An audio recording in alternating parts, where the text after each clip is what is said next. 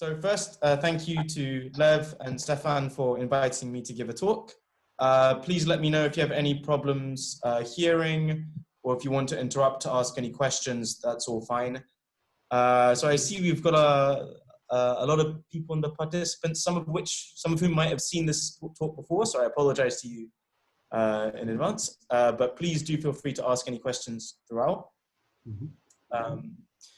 Okay, so this talk is about a bit of work I've been doing for the last couple years on cyclic proofs. So proofs where the dependency graphs need not be well-founded. They're allowed to be non-well-founded. Instead, you have some sort of global correctness criterion. So I think the best way to introduce this is just to show you an example of the sort of object I am speaking about. And I think many of you will have probably seen something similar to this before. So one can read this as a particular proof of the irrationality of root 2. So, can you see the cursor?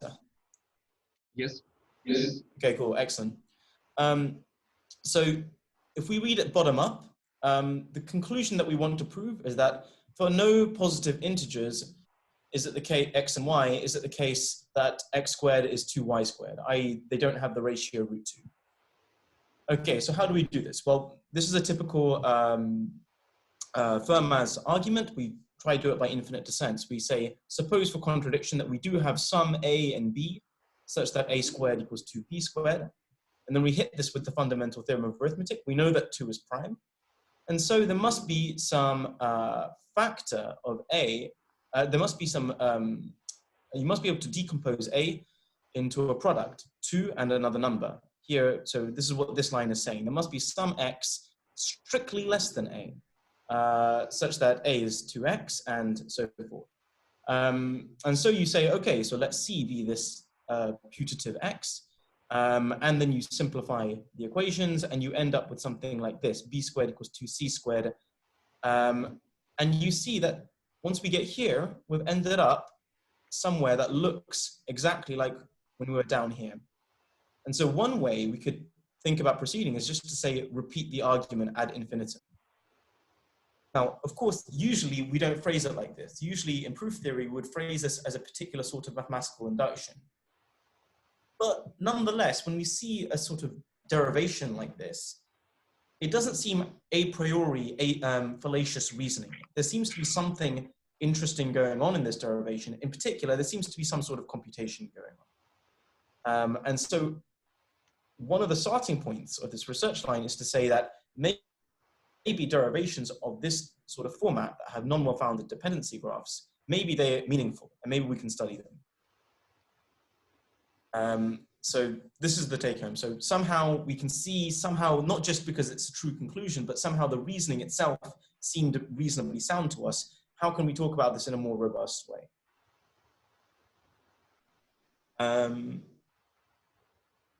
Any questions, maybe just on this slide?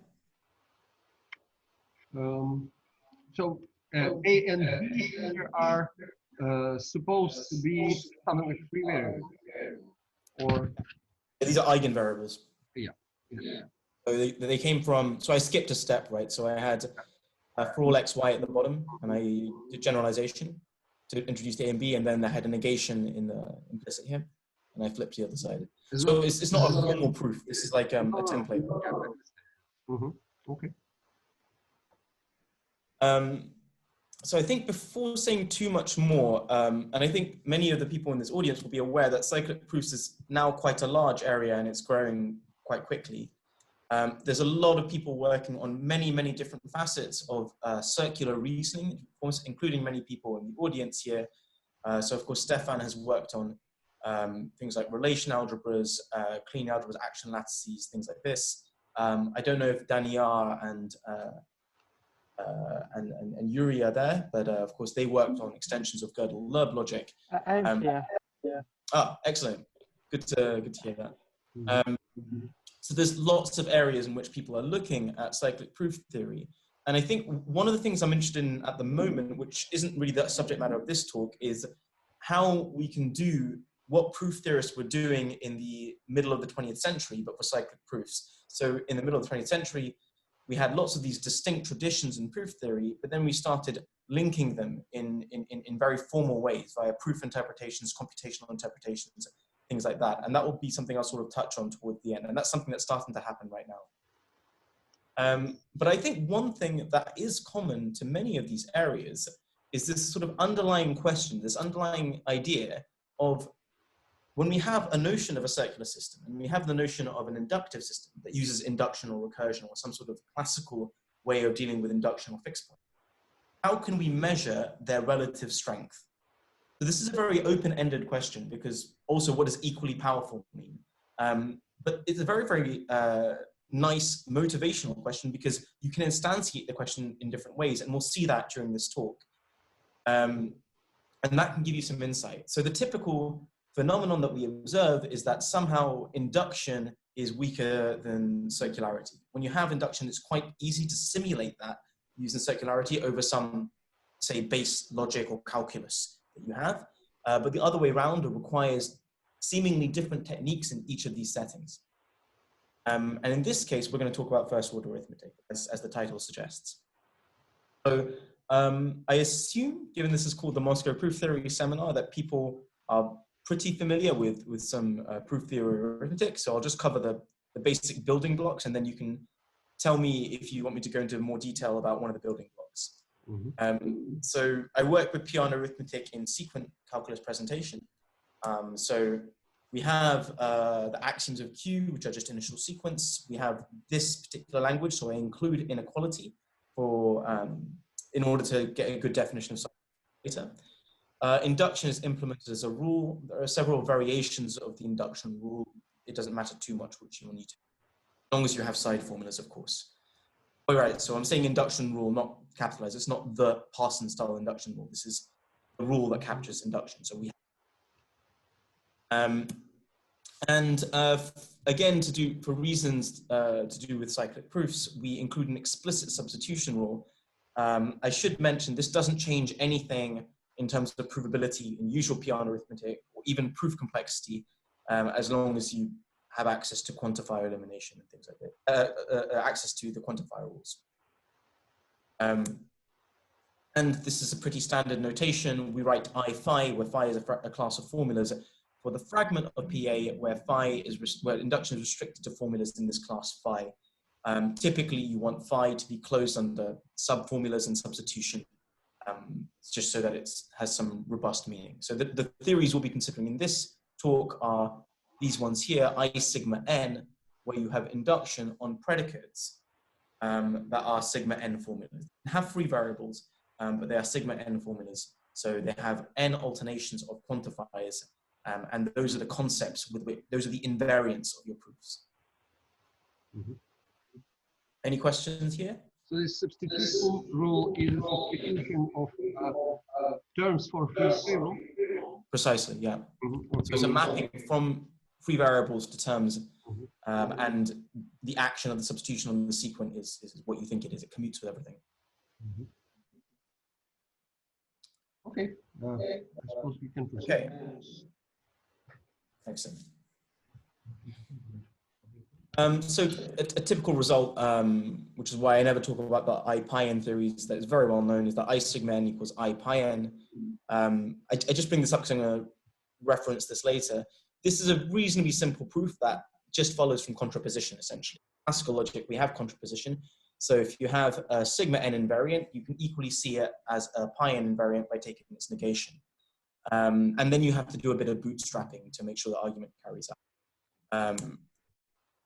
Another result we have is this maybe slightly less well-known result, but in proof complexity or bounded arithmetic, this is a very well-known result. It's called free Hut elimination. Essentially, what this is saying morally is that if you have a sequent proof in I phi, and phi is closed under subformulas and substitution, and the conclusion is a sequent also in phi, that is containing only 5 formulas, then you can assume, without lots of generality, that your proof contains only formulas from this class phi. Okay. I think there might be some other robustness conditions on phi, like it has to contain all the atomic formulas probably as well for the initial sequence. And I think that's everything. Neil, is there anything else I need to say? Not magazine. Okay, so for some appropriate, so this is the main corollary of this, right? So I state free cut elimination, but the main result we really use when we talk about free cut elimination is this corollary. So, and here I instantiate phi by the class sigma n. If I sigma n proves a pi n plus 1 formula, a pi n plus 1 theorem, so here this phi is sigma n, and I've got, then if I degeneralize this for all x, this phi a is a sigma n formula with 3 variables. And this thing has a proof containing only sigma n formulas. So in some way, if you what this is saying morally is if your induction is limited to, so all the guesswork in your proof is from the induction, essentially. None of the other logical rules are introducing fancy formulas. It's really all in the induction invariance. And I think for a proof theorist, this is an unsurprising fact. This is what even for a mathematician, this is an unsurprising fact. This is typically where you need to do the guesswork in mathematical reasoning. So this just gives us a nice normal form, which I will use throughout this, this talk to work with. Just because it allows us to assume that all proofs have only certain formulas occurring in them. I should maybe point out, apparently I didn't write it here, is this is a very nice normal form, but the clue in the name, cut elimination, it does have a high complexity cost. It's non-elementary. Same cost as cut elimination in first logic. In fact, it's just cut elimination. The argument is adapted for the induction rule. So it is a non-elementary cost to this. Okay. So moving on, let's now see what the definition of non-well-founded arithmetic is. So this was originally introduced by Simpson. This is Alex Simpson in 2012. Actually, I think he even gave a talk about this in 2011. He mentioned that to me. So I think, yeah. So 12 was, I think, the first sort of published note on it. And then I think there was a paper published in 17. And to define this properly, we need to go through a few technicalities. So first, the basic object that is a non-well-founded proof is it's a pre-proof. It's a locally correct infinite derivation tree. So imagine you construct proofs as you usually do. You check that every inference step must be a correct inference step, except that we allow the dependency graph to be non-well-founded. So this is in stark contrast to traditional infinitary proof theory. Usually in traditional infinitary proof theory, we have proofs that are well-founded but infinitely branching. Here we're still finitely branching. It's the same rules as we had before, except that you can go on forever along some branches. It's a non-well-founded object. Maybe one thing I should mention is we've thrown away the induction rule at this point. I don't know, so I don't think it's said here, but we now no longer need the induction rule, and we'll see in a moment that we'll be able to simulate that. And then we need this notion of a trace. So the formal definition is here, but I'll show an example in a moment. The basic idea of a trace is you have some terms in your proof, and you can follow along a branch a certain term, and there are rules for when you can change the term that you're following. So for instance, if you're in a substitution step, the term that you follow must respect the substitution. So if you're at a certain term and the substitution substitutes it for something else, sends it to something else, you must respect that substitution. If you have an equality step, you can change to the other side of the equality. In the antecedent, if you have an equality step in the antecedent, you can change to the other side of the equality. And finally, importantly, if you have an inequality, a strict inequality, then you can, and you're on the right-hand side of that, you're on the greater side, you can change to the less side. And this is what's called a progress point. Now, what this means is that if you imagine you're in a model where this term is assigned a value, then I can think of myself following a value, an actual value, a number in the model. And the first 3 steps up here are telling me that the value is remaining constant as I go up a branch. And when I hit this progress point, it's telling me that the value is strictly decreasing. Right? So what I'm trying to do here is, what's trying to be done here is induce some sort of infinite descent. And this is what's going to be needed for soundness in a moment. So a trace is, for each branch, you can choose a term, and you have rules for how you can change the term given by these conditions here. And a non-well-founded proof is just a pre-proof where every infinite branch has an infinitely progressing trace. So every infinite branch, I can play this game. I can find a sequence of terms along the branch that progresses infinitely often. That means I'm switching to the smaller side of the inequality infinitely often. Morally, what's going on here is the motivation behind this definition is that soundness is guaranteed by some sort of infinite descent argument, and we'll see that formally in a moment. Before I take any questions on this, I'll just show an example because I think that will be more illustrative, and then I'll take a few questions. So let's just look at this proof that we saw before, the rationality of square root of 2. So what's going on in this proof? Well, now the key step, well, firstly, let's just look at it as a dependency graph. This is a particularly simple dependency graph. It is non-well founded, but it's regular, and it just has this one loop marked by this bullet point here. So it has exactly one infinite branch, which just loops around like this. And so to say that this is sound under the definition, the preceding definition, one needs to find an infinitely progressing trace along this branch. And that trace is exactly it is progressing exactly at this underlined point here, the thing in green, C strictly less than A. So I'll describe it to you. It will infinitely often alternate between A, C, and B, and it goes like this. Starts at A, then you keep following A, and then you get here. Now you're on the right side of a strict inequality, so you're allowed to change, and that's one progress point. And then you're at C, and C ends up here. Now something interesting happens. When you repeat the argument, this C is pattern matched with the B, not the A. So then on the next iteration, you actually don't progress at all. The next iteration, you are at B, you're at B, you're at B, you're at B, and then the B gets pattern matched back to the A. So on every second iteration of this loop, you progress. And so that suffices to be an infinitely progressing trace.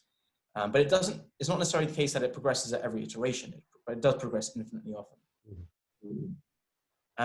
Any questions about this?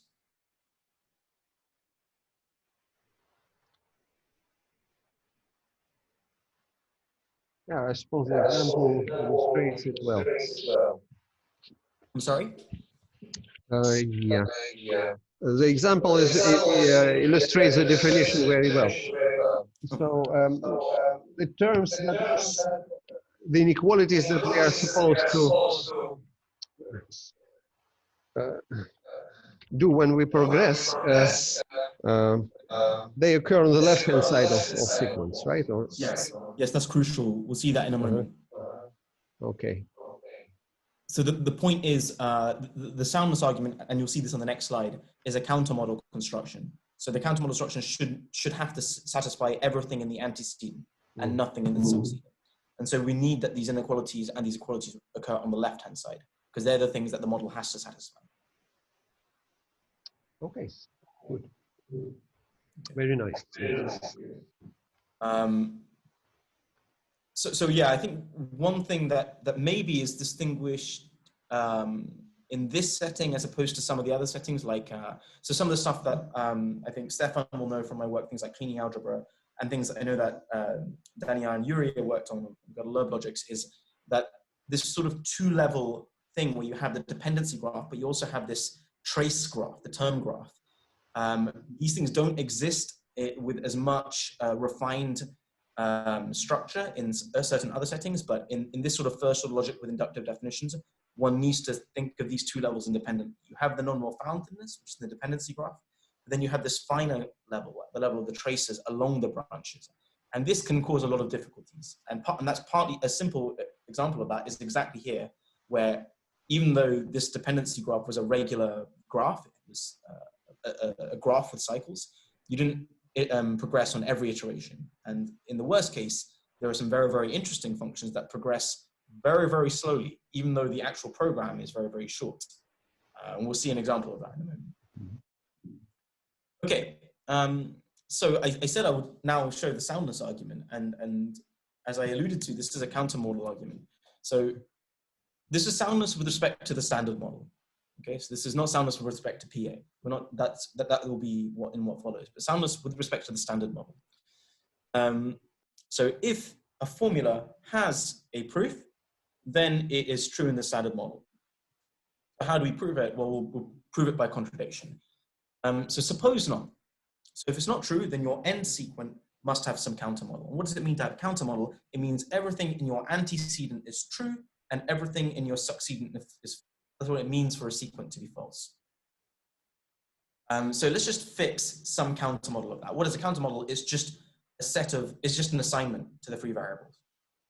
We have an assignment to the free variables witnessing its falsity in the standard model. But now, every rule, every inference step is locally sound. So it's a correct inference step, right? And we have soundness of the calculus. So if the conclusion is false, then one of the premises must be false. Or if they were both true, the conclusion would also be true. Right? So this contraposition of local soundness. And so I must be able to choose one of those premises to be false. And moreover, I can extend my assignment to witness that falsity. And I can keep playing this game to actually find this invalid branch through the proof. And so, and simultaneously build these assignments. So I can build this branch of invalid sequence Si and assignments rho I such that rho I does not satisfy Si. Okay, does that make sense? But now this is exactly where the trace comes in. Since this is a real model, rho I is a real assignment, it must, along this branch, there must be a trace, and the rho i's must assign values along the trace. So there is an infinite progression trace, and rho I, and under the assignments we have, the terms must have values, every term along the trace. And because of the way we construct this branch, this induces an infinite descending sequence. So I guess more, so the way I've written it is that there could be a gap between TI1 and TI2, because it doesn't have to progress at every step, but it must infinitely often progress. So you have, so maybe more correctly, we have an infinite monotone descending sequence that doesn't converge. And that is a contradiction. So if you think about it, this is a very, very non-constructive argument. Right? This is usually soundness in the standard model for PA. There's nothing funky or non-constructive about it. But here, this is a classical argument in cyclic proof theory, and there's something fundamentally non-constructive. We're using infinite descent, and we're using contraposition. Any questions about this? So if you analyze this argument in terms of how much, let's say, second order arithmetic requires, what would that be? 5-1 comprehension or something like this? That's an excellent question, and that's actually going to be the main content of this talk. So it turns out that you can. So a priori, on the face of it, this argument is pi1, looks like a pi1,2 argument, right? So what do you need to do? The correctness of a proof is that for every infinite branch, there exists an infinitely progressing trace. So it looks, just a priori, it looks like you need something like that. And actually, I suspect that in the general case where we have arbitrary non-well-founded pre-proofs, I don't think you can get away with less than that. Well, no, maybe you can, but the interesting case is when you don't have an arbitrary proof, but you have a regular proof. It's expressed as a finite object. Right? Because then you can talk about, can it even be made an arithmetic argument? And it turns out it can.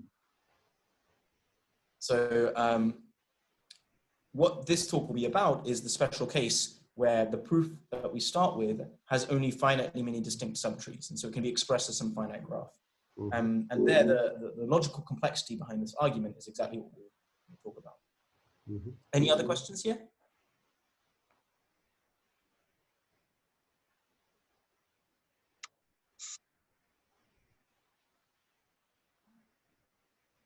Okay. Okay, cool. We'll move. Oh no, did you have a question, Lev? No, I have no questions, so go on. I will carry on.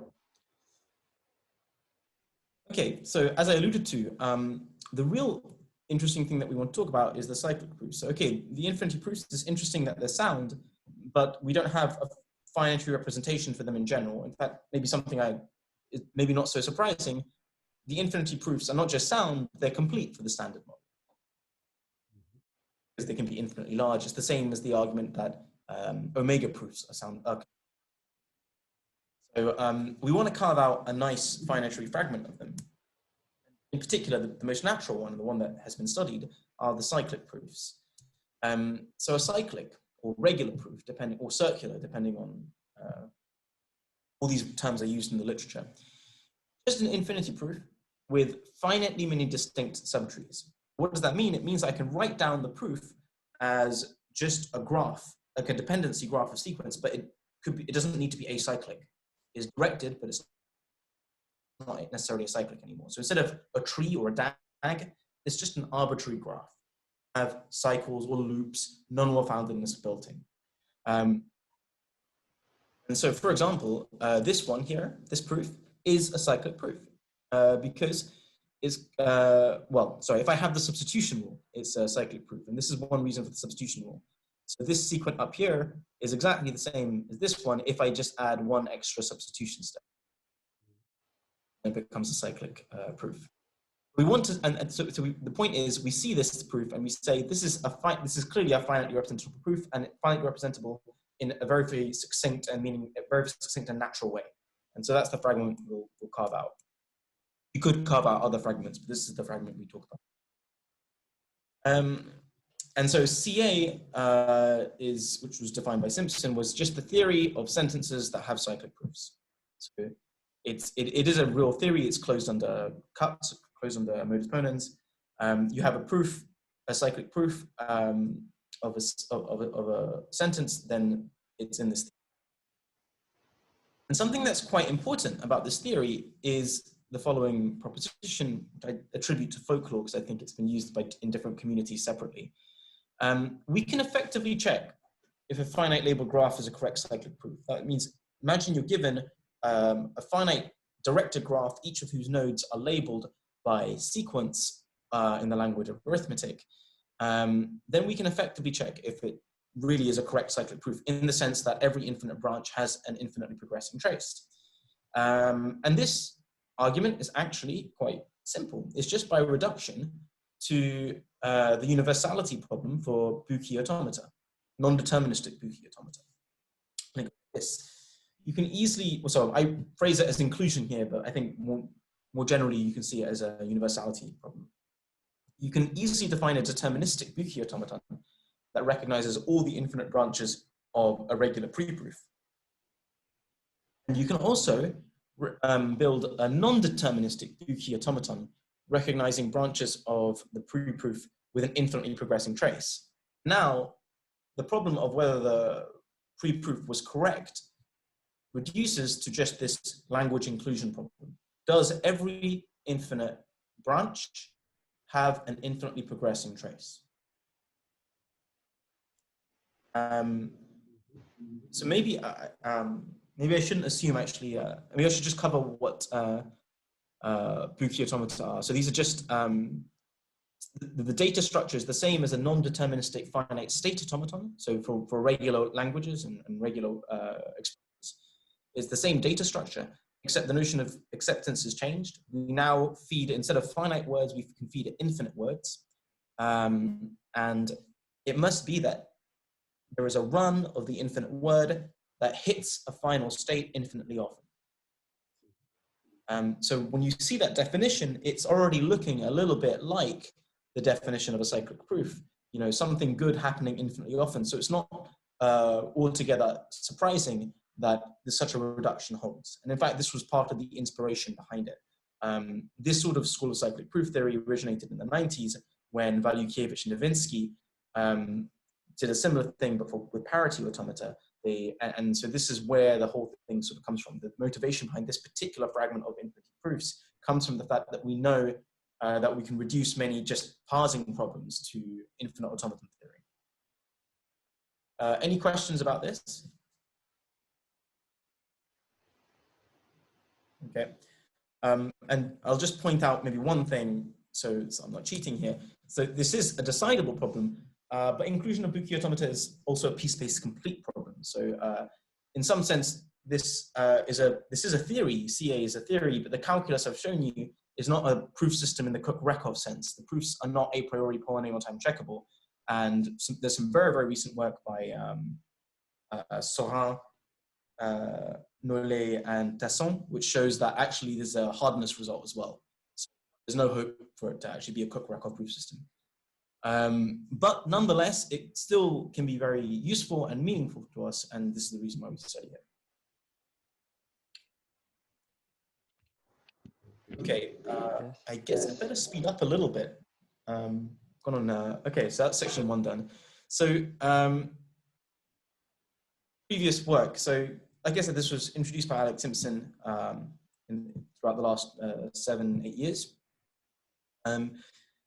In particular, he showed this nice, interesting result that the theory of cyclic arithmetic is equivalent to the theory of piano arithmetic.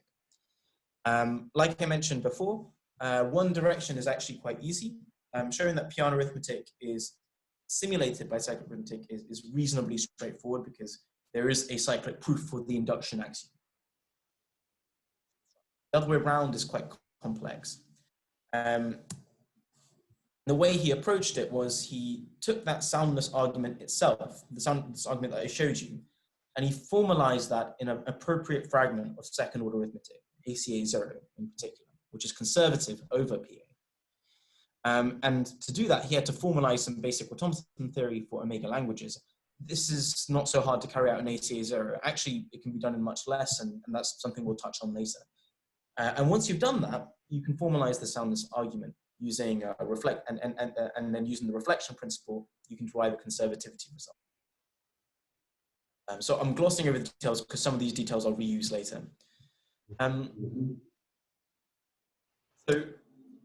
This gives us a non-elementary blow-up in proof size because of the non-uniformity, because we don't have a universal truth predicate for PA. And so actually the argument is non-uniform. There's a different argument for each quantifier, for each size of proof, essentially. So you have a non-elementary blow-up. Now,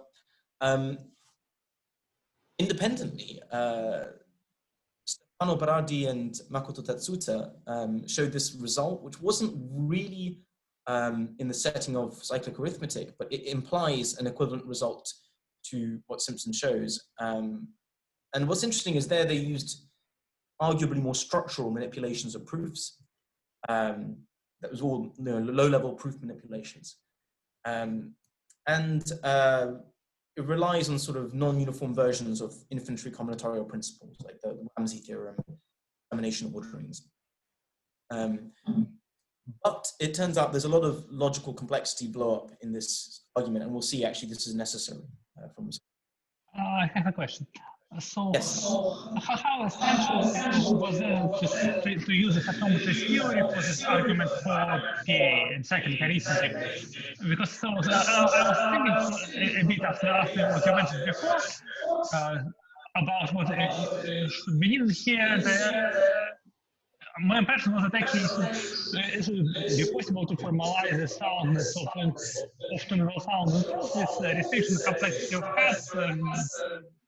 So without any automata theory, but maybe I'm wrong. I think it's a good question, and of course this is what Berardi and Tatsuta are trying to do. My viewpoint of that proof is that they inline some of the arguments, so you don't have to go via the terminology of automata, but the fundamental infinitary combinatorics is in some sense inescapable, and the right way to measure that is to see what logical complexity you need for this argument. And we'll see that from a reverse mathematics point of view, okay, you might not mention automata, but it turns out that you need a similar amount of logical complexity. And so I think we'll see this towards the end of the talk. So it's true, you can, if you look at Berardi and Tatsuta's argument, they don't talk about automata, but they still have the infantry combinatorics you would expect to see when you see something like the complementation lemma in for Buki automata, like Ramsey's theorem. Is that okay? Yes. Okay. So one thing I'll preempt here is at the end we'll have a reasonably good logical complexity account of these results. And this will see, and so we'll see that in some sense the automata are unavoidable in the sense that you can't do better than that in terms of logical complexity. Okay, so I'll make a progress. So what are the motivating questions here? Well, you can see I've sort of highlighted in these last points two of the phenomena, and these were brought up already by Alex Simpson in his paper. The problems are in proof complexity because you have a non-elementary blow-up here. Also in logical complexity, because, okay, this is one answer to the Brotherston-Simpson question. Are they equally powerful? Okay, they are equally powerful. At this level of granularity, they are equally powerful. But are they equally powerful in the sense that they need the same invariance? What about logical complexity? Can you do better when one and the other? So this is what I meant when I said it's an open-ended question. You can frame that question with different levels of granularity. And so this is one way to frame the question again. So in the same way that we write I sigma n for induction on sigma n predicates, you can also talk about the cyclic sigma n proofs. And morally, these are just the proofs that use only sigma n formulas. This is a very natural definition in light of the free cut elimination theorem. Is if you have an I sigma n proof of a sigma n sequence, it will contain only sigma n formulas. It's quite a natural definition. And we have three interesting questions that Simpson already posed in his paper, which is, okay, even though CA and PA are equivalent, how does the logical complexity M of a cyclic proof relate as to the logical complexity N of an inductive proof and vice versa? Can we say that, M equals N or M equals N plus 1? Also, what about the blow up in the size of proofs? Finally, a lot of the interest for this came from proof search code. Can we find a non-trivial fragment that has some sort of cut admissibility result? Any questions here?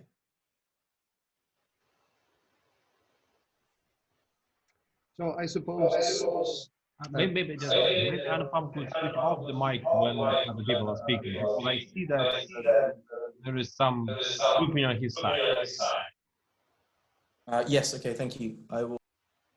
Okay. Okay, let me try it. Is it better now for everyone? Yeah, it should be better. Yes, it's better. Okay. Then I will ask my question. So returning somewhat back to the question of non-elementary blow-up. So we are speaking about the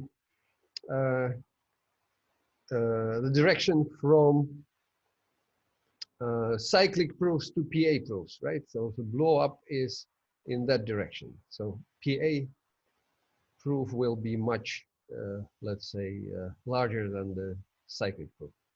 And now you have to switch on your mic again. Sorry, there are some parameters here, right? So it depends if you care about the logical complexity and proof complexity at the same time. Mm-hmm. Okay. Okay, no, that's fine. So, no, I think I have no more questions, so please proceed. So okay. Yes, so, but you are correct that there's literally just a proof of induction, right? And it's schematic. So there's no blow up going from induction from PA to CA. And in fact, it doesn't introduce more quantified complexity, but it doesn't improve it either. Okay, so maybe one thing I'll just say as a thing. So this question here, does C sigma M equal I sigma N for M a function of N? One very tempting intuition is to say that, well, doesn't C sigma N just equal I sigma N? Because there's not that much different. You can just encode maybe the soundness argument, the graph structure isn't so complicated.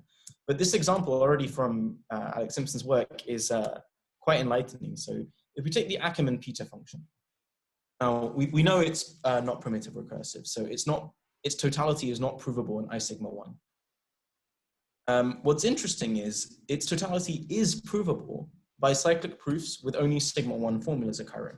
And this is just based from Alex Simpson's paper. mm-hmm. You already observed this. You had this interesting proof here, which is proving the totality of the Ackermann-Peter function with a quite intricate graph structure. So before, in the example of root 2 being irrational, we had a very, very simple cyclic structure. We had one infinite branch, we had one loop. Here, you have 3 intersecting loops. So the premises A, B, and C all loop back to this conclusion under some appropriate substitution. And it's exactly this sort of intersecting cycle structure which creates some complexity. And so immediately we have I sigma 1 is not equivalent to C sigma 1, because it's known that I sigma 1 cannot prove this conclusion.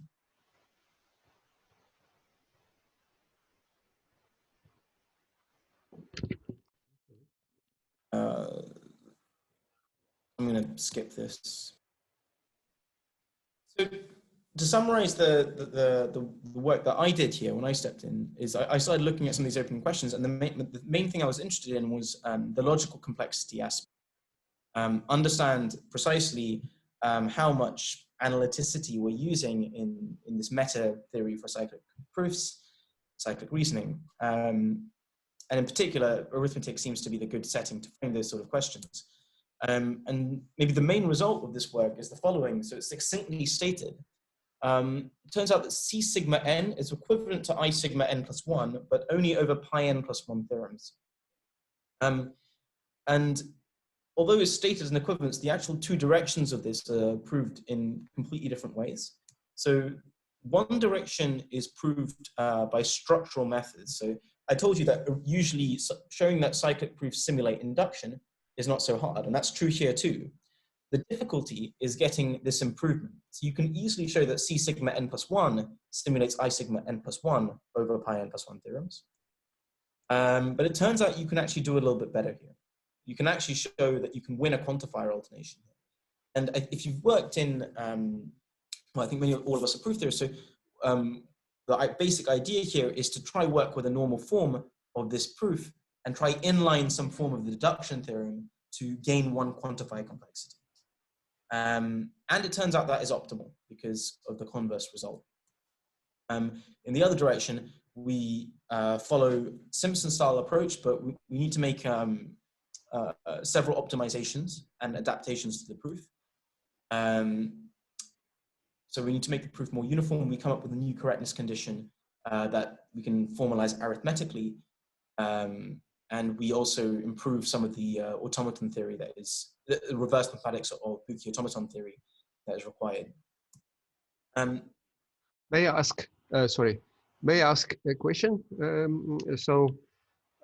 Is it both direction conservation results, so equivalence inclusion with respect to pi n plus 1 theorems, or one direction is a real inclusion? One direction is a real inclusion. The second direction is a real inclusion. Okay. Good question, thank you. Yeah, so actually the first one can only go up to pi n plus 1 because of because actually C sigma n is pi n plus 1 axiomatized. So it cannot be improved because you can't even capture the pi n plus 2 theorems of I sigma n plus 1. So it's actually optimal in that direction that you only get pi n plus 1 theorems. The other one is a real inclusion. You get all the theorems. So these are sort of the bullet points here. And a sort of side note of that is that we actually get only an elementary difference in proof size. If we ignore logical complexity, we recover an only elementary difference in proof size. Actually, it's only an exponential difference in proof size, all of which is induced by the proof checking. So I told you that correctness of a cyclic proof is a p-space procedure. And so that's exactly what induces the exponential blow up. So if you think of proving a reflection principle, how do you get a simulation once you prove the reflection principle? You actually have to feed the reflection principle an actual code of the correctness of the original proof. And that certificate has to have exponential size unless p-space is in NP. So this is where the blow up comes from, but it's already much better than what was existing before. Could you prove that there actually is a speed up, and I guess under some complexity theoretic assumptions? Can you say again? Could you prove that there actually is a speed up of cyclic arithmetic over piano arithmetic, I guess under some complexity theoretic assumption? That's a good question. I had thought about that and I haven't been able to prove it. I haven't thought about using assumptions actually. I was thinking that there might be an easier way to get the speed up just by doing a direct separation. So a natural example is to do something like this. Can you have short proofs of universality of finite state automata? One could imagine that you could simulate the cycle structure using the proof to get short proofs, and that would already be a speed up unless, oh sorry, that is conditional, sorry. That would already be conditional on NP not equal to P space. And that would be an interesting thing, but I haven't managed to make it work. Does that answer your question? Okay. I think it's a very interesting question. It's a very natural thing, and it's certainly something that I would like to look at. I would like other people to look at in the future, but I haven't managed to resolve that. Okay, and so the proof idea here is that actually, if you look at the second bullet point, it turns out that soundness argument can be made uniform in piano arithmetic. And for this, one has to do quite a lot of specializations here. You rely on a curiosity of the soundness argument, of the checking argument, that only deterministic automata are needed to check the branches. And also that you only need a certain approximation of acceptance for non-deterministic automata. You don't actually need true acceptance. I'll get into the details of this in a moment. But these are just the high-level ideas. So if you want to take one slide away from this talk, this is the main contribution, technical contribution of the work. And I'll spend the remainder talking about some of the ideas hinted at in these bullet points. Okay. Am I on time? Okay. Lev, you said this is a 2-hour slot, right? Yeah. I will try not to take the whole 2 hours, but I will also, so. Just feel free to stop when you want to do it. So far, so good. I'm also very happy. Much longer talks, but so, yeah. During the talk and not just afterwards. I'll please keep it up. I'm not in a rush to make progress. Okay, I'll continue now. Yes. I will start by looking at this first bullet point, which is really just a structural proof theoretic argument, no specialist knowledge required. So from induction cycles, and the main lemma is just stated as follows. Imagine you have, so for intuitive reasons, it's easier to think of an I pi n plus 1 proof rather than I sigma n plus 1 proof, which remember they're equivalent, containing only pi n plus 1 formulas of the following form. This is your conclusion. So here, what I've done is I've singled out the simpler formulas in the antecedent and the succedent. They're in gamma and delta. I don't care too much about them. And then I've singled out all the pi n plus 1 formulas here, and I've identified the outermost for all. For convenience, I'm assuming that this is pi n plus 1 with only one quantifier on the outermost, only one for all quantifier, then only one there exists quantifier, and so on. So if you need more of them, you can just use pairing to decode the number as a pair. So I've identified all the pi n plus 1 formulas of my sequent. And I'm in some sort of free variable normal form where these x's and these y's occur only as indicated. Right? I don't have the same variable bound by different quantifiers. Now, if I have a proof like this, the idea is I can sort of realize some sort of, computationally realize some form of a deduction theorem where I can transform this inductive proof into a cyclic proof where the premises, take these as sort of given. So I've got a set of premises based on each of these A's, and the conclusion is just a degeneralization of this conclusion. It's a reasonably natural idea, and it's not so funny. So if I say, for example, if I say for all x, A implies for all y, B, instead of having a proof of that, the idea is I can kind of flip that around and find a derivation from A of x to B of y, where x and y are now free. That's the basic idea. Now, of course, you can't do this in general because of the induction step. And also constructivity reasons, you can't do this in general. But it turns out for this particular case, you can do it. Any questions about the statement? No.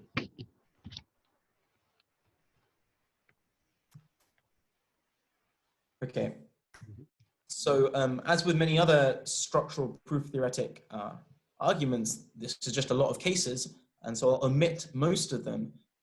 If you've done this kind of thing before, this kind of thing pops up a lot in proof complexity, it pops up a lot in structural proof theory. There are some interesting cases, things like cuts, things like contraction left, contraction right is a conditional, contraction left is duplication, cuts are composition, vertical composition. This is very much sort of computational interpretation of proof style stuff. One particular interesting case, unsurprisingly, is the induction step here. In the induction step is exactly where the cycles come from. So in this case, you imagine we have this induction formula, which is a pi n plus 1 induction, and it's this formula here for all x c. I'm inferring for all x c of t from this base case for all z c of 0. Then for all z c of c implies for all z c of c plus 1. And this does what you think it's going to do. You have this from the inductive hypothesis, you have this from the two premises. This, imagine this proof is pi 0, this proof is pi prime. Here you have pi 0 from the inductive hypothesis. Here you have pi prime from the inductive hypothesis, and you can just weaken some formulas into the succeedant universally in this derivation, and you get this proof that has the form that you want it. And it turns out that once you've done this, you're able to form this cycle.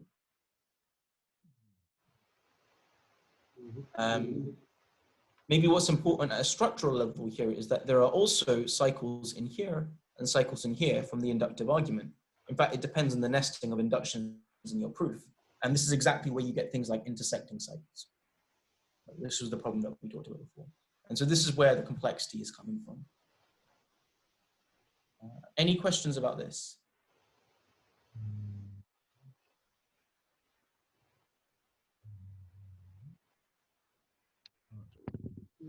So am I right that you win the quantifier just by using the eigenvariables here?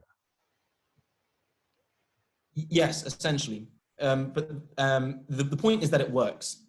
So usually you can't just take an I sigma n plus 1 proof and convert it into an I sigma n proof using this trick. No, we can't do that. The point here is that it actually works. So once the difficulty is not actually that hard to prove it, it's actually you just follow cases, but realizing that this statement actually works was really difficult. Once the lemma is formulated in the right way, then it kind of comes out. It's usually just case checking.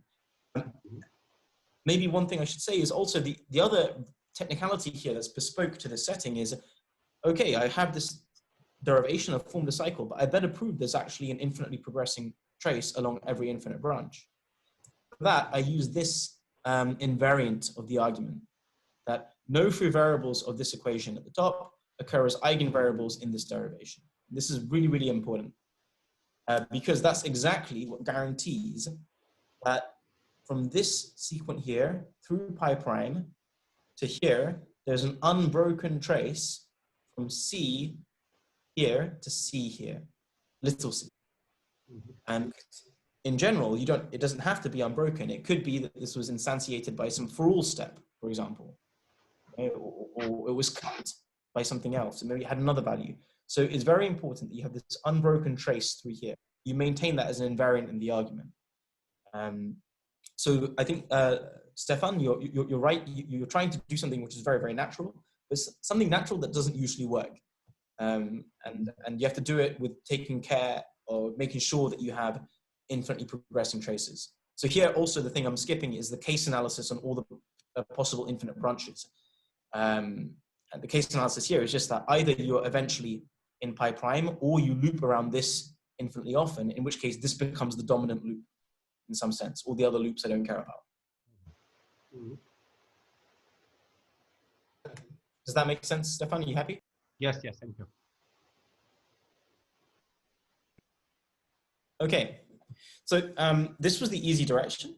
As you can see, it's really just structural proof theory. We're just manipulating proofs, but it's quite nice. I think that the argument works. like usual, it didn't come out so simple at the beginning, like all these things. But once you found the right lemma and you've stated it in the right way, it's reasonably routine. So I think the more interesting, but by the way, it's also surprising, right? It also tells us already that you have this sort of, you win one quantifier, which is quite an interesting result in itself. But the more interesting sort of technical stuff here is probably in the other direction. And that's going from cycles to induction. Hello, I'm coming back. Yes.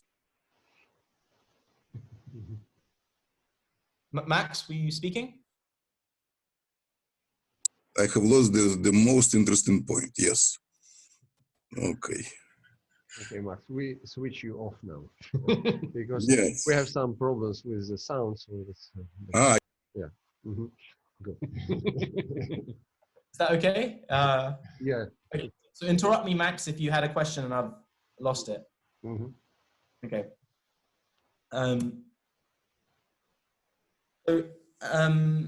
Like I said, going in the other direction requires us to do some proof theory of arithmetic. We're going to formalize a reflection principle and show a soundness argument within piano arithmetic, just like how Alex Simpson wants to do. But to get the optimal result, we have to make a number of adaptations and improvements. And what's interesting is almost at the same time as Alex was doing that cyclic proof theory, in another community, they were studying the reverse mathematics of infinitary automaton theory. So first, I'm going to assume that you've at least heard of these second order fragments of arithmetic. So the ones I'll talk about today are RCA0. This is just an extension of I sigma 1 to a second order setting where you have a recursive comprehension axiom. That's what RCA stands for. So you're allowed to talk about sets that you've already proved are recursive sets. And these are sort of three levels of expressivity. Primitive recursive arithmetic only deals with primitive recursive functions. I sigma 1 has induction on semi-recursive predicates, and recursive and RCA0 can further talk about whole sets, can talk about sets and do things with them. And the key thing is that these are all conservative. So RCA0 is a conservative extension of I sigma 1. I sigma 1 is a conservative extension of primitive recursive arithmetic. But the advantage of the second order setting is that the language is more expressive. It has second order symbols that quantify over infinite sets.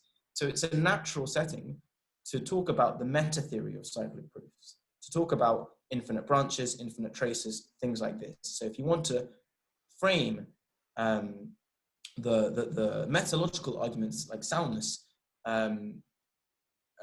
if you want to talk about that, if you want to reason about those things, then it makes sense to go into this extension. So interrupt me and ask me if you've got any questions about that, but I'll move on for the moment. And what was shown in 2016 by Kolodziejczyk, Michalewski, Pardik, and Skripczak was actually the main result behind Buki automaton theory, the complementation lemma. Remember Buki in 61, that every non-deterministic Buki automaton has a complement. That means it has another language. That's exactly where the infinitary combinatorics comes up. That's where all the complications comes up. It's not as simple as finite state automata. It turns out that the complementation lemma itself is provable using only sigma 2 induction. So you have RCA0 plus sigma 2, I should say sigma 0,2 induction. And this is enough to prove the complementation lemma. They actually also showed the converse. They showed that sigma 0,2 induction is equivalent to the complementation lemma over RCA0. So it's a complete characterization of the complementation lemma. So with RCA0 and sigma 2 induction, you can show that every non-deterministic Buki automaton, there is another automaton, AC, such that the language of that automaton is exactly the complement of this language. That means any word is in that automaton, language of that automaton, if and only if it is not in the language of the starting automaton. And you can see already that the statement, the very statement here is analytic, right? So of course, okay, non-deterministic Buki automaton, this is a finite object. For all x, this is a second order object. That's every infinite word, right? And then acceptance itself is also an analytic property. It means that there is a run that means you have to make a choice. It's non-deterministic, right? So you have to choose the run. So this is already a pi 1-2 sentence, I believe. So the very statement is analytic. And this is why it's very convenient to go through these second-order settings. And actually, this was not explicit in their work, but it does occur, a full proof of this does occur in my work, but I actually credit it to them because I think it was implicit enough in their work that you could see it in. If you don't have this for all quantifier, the object level, but instead quantify it over at the meta level, you can actually get rid of the sigma 2 induction. It actually turns out that RCA 0 is enough. Sorry, it actually turns out that for each Buki automaton A, RCA 0 is enough to show that it has a complement and that its complement computes. Show that it has a complement. This is non-trivial because this relies on a version of the infinite Ramsey theorem that can be proved by induction on the number of colors. If you know Ramsey's theorem, there's no usual proof that can prove it by induction on the number of colors. But for Buki automaton theory, it turns out you can assume some algebraic structure on the set of colors. It's called the additive Ramsey's theorem. And this allows you to do this meta level argument by induction on the number of colors. And this is what gives this result. So this is a very, very important engine that we're just going to use. And I guess morally, we're going to use this first result to get the proof complexity result, and we're going to use the second one to get the logical complexity result.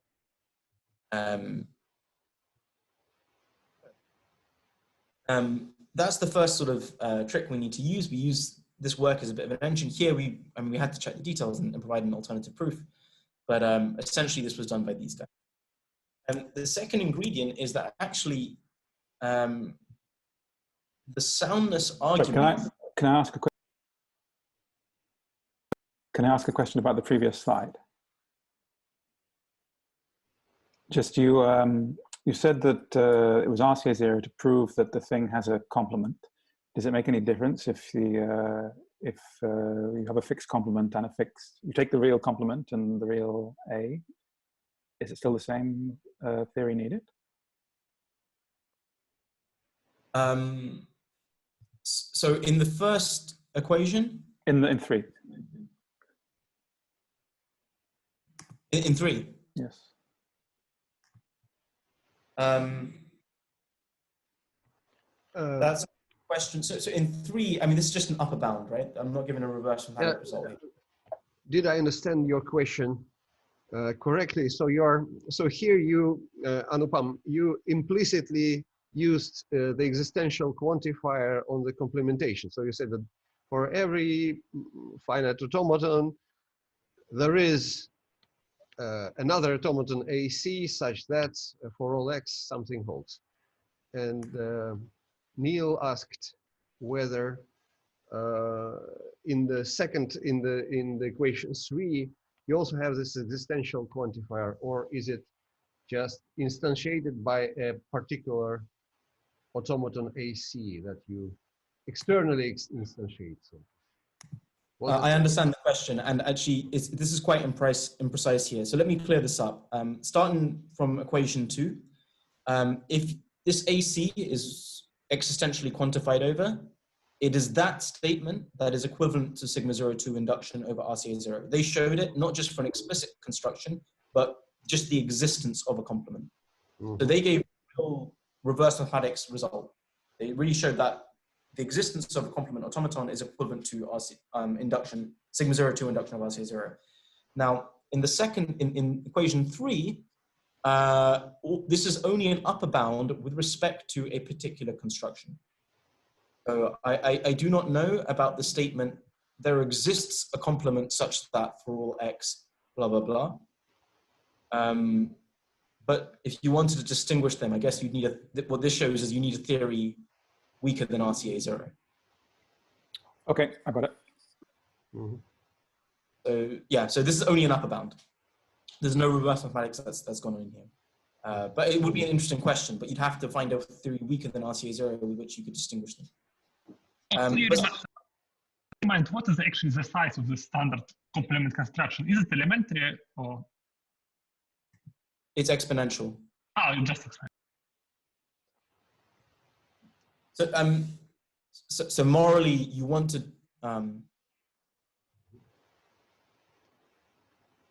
yeah, it's exponential. It's not even double exponential, just one-time exponential.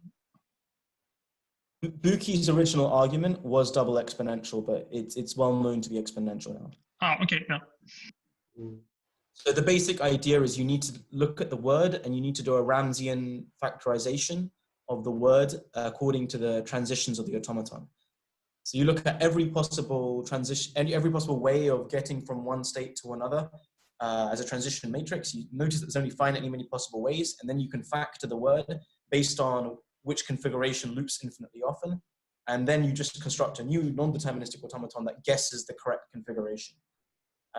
And because you need all these possibilities, it is finitely many, but it's exponentially many possibilities. So that's the complexity overhead. So it's not quite as, so in finite state automata, the complexity overhead, I think, is exactly 2 to the n. Here it's a bit more, but it's still exponential. It's like 3 to the n plus a constant, I think. I'm not quite sure about it. 3 to the big O of n. No, 3 to the, yeah, I think 3 to the n plus something. Plus log 3 to the n plus log n or something. Anyway, it is exponential. Okay. Yeah, so I think we covered everything there. Okay, so I'm going to move on to the next slide. That was ingredient 1, which we're henceforth just going to use as black boxes, but I think the arguments are really interesting. And you asked earlier about whether we can avoid the automaton theory in this argument. Well, I'm using it as black boxes here, but it is unwound a little bit in my paper, where this equation 3 is given some proof using infinitary combinatorics that looks a lot like the infinitary combinatorics that Berardi and Tatsuta were using, but it's done with a bit more, I mean, they weren't caring about logical complexity, whereas here we are. So I'm just going to use those as black boxes here. Another one is, another ingredient we need is that acceptance was a priori an analytic property. You know, for every infinite branch, there is an infinitely progressing trace. And the generality of that condition comes out of the fact that usually when you're doing cyclic proofs, we don't just have induction, but we might have complex fixed points, greatest fixed points, least fixed points nested within each other. The closure ordinals of the fixed points that we're talking about could actually be quite high. They don't need to be omega. They can be quite high. And so we really need this full infinite descending sequence of ordinals. In this particular case, we can actually do something quite bespoke. The soundness argument only introduced an infinite descent over the natural numbers, not over any higher ordinals. In fact, it was the logical complexity where all that complexity was devolved to, right? Where we only had induction on the natural numbers rather than induction up to higher ordinals, but all the complexity has to be put into the logical complexity. And so it turns out that this condition is sufficient to carry out the soundness argument. So reading this is subtly different from the usual acceptance condition.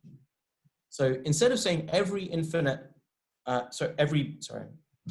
of saying there is a run that hits an infinite state, hits a final state infinitely often, this says that eventually you get to a point where you can construct arbitrarily progressing runs. So you can construct runs that hits as many final states as you want. But it has to be that way around. Player has to play a number, and then you can construct a run that hits that number of final states. The crucial difference here is that this is an arithmetical property. Right? It's a sigma 3 property, I think. Right? Eventually, there exists a point from which, for every n, there is a run of length n. Okay. And so this is quite important. This is an arithmetical property. And so, for instance, if we can prove things about this property in RCA0, then we already have those proofs in I sigma 1 by conservativity. And then putting these together, we actually get the following main result, which is the following. For every deterministic Buki automaton A1, if A1 is included in A2. So this is put in inverted commas because there's some algorithm checking this, right? It's a recursive algorithm just based on the automata. And you have a word in A1, then in fact, you have this property of X with respect to A2. So what's important here is that you have to add to the theory this thing in green, which is the statement that A2 has a complement. So it's non-uniform. And how are you proving this? Well, you prove the whole thing in RCA 0 plus A2 has a complement, and then you just hit it with the conservativity principle. Because this is an arithmetical formula, and you have conservativity of arithmetical formulas, you can immediately talk about this notion of acceptance within an arithmetical theory like I sigma 1. Also, what's important is here we use an X as a free variable. So we have this as a sort of oracle symbol. This is varying over infinite words. Any questions here?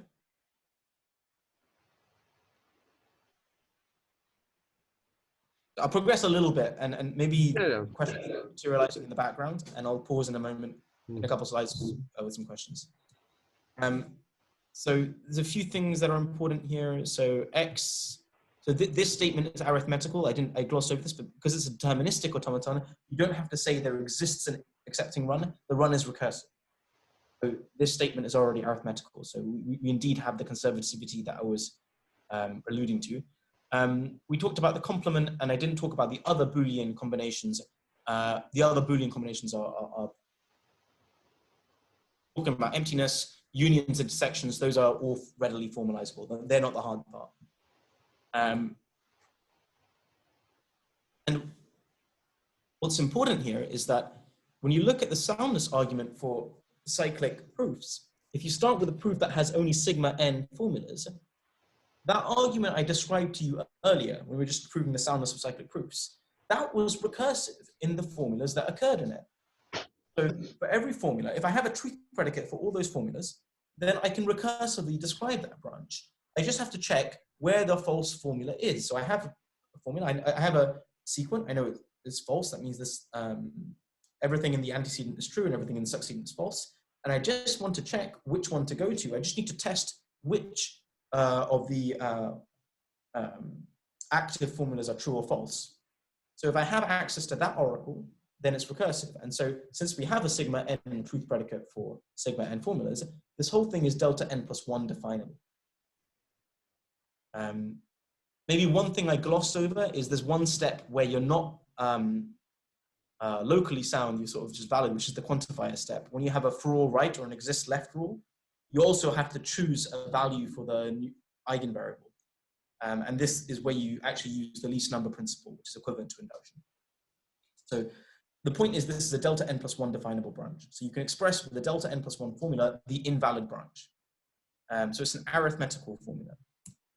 And from here, we get the main results, because once you've got that branch as a formula, as a arithmetically constructed branch, you can just substitute that into here for X. And then you can substitute the automata by the particular automata we use for cyclic proof correctness. And using 2 and 3, we get the results 1 and 2 respectively. 2 was a uniform result. We had it for all of this. So we lose some quantifier complexity, but we can just immediately cut along that result. And 3 was a non-uniform result. We gained some logical complexity, but this was a different proof for each automaton. And so we get these 2 results respectively. You get an elementary simulation, in fact, an exponential simulation of CA by PA. And we also have this, not just over pi n plus 1 theorems, but I sigma n plus 1 contains C sigma n.